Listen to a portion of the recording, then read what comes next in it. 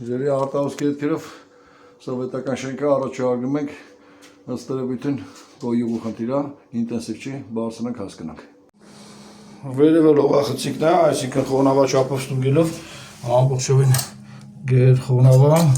պատերը, տարածական, մի խոսքով արդեն ուսումնասիրություն են արվել եմ, սալիկի խիզաներ մետիկությունը, հիդրոխեցանով հեսա փորձենք արտահոսքը ներքևը ստանալ։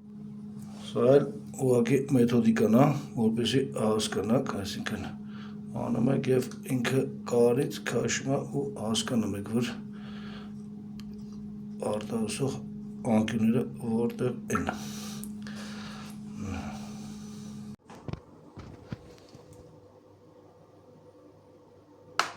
Ինչ արտահոսքը ասախտեղ շատ չեք սպասի, բաղդես ներքևի արևանի տունը հիմա մի քիչ շատ ուժեղ կա արտահոսի գործակումների պատճառով, մի խոսքով սալիկի հերմետիկություն, անհերմետիկություն։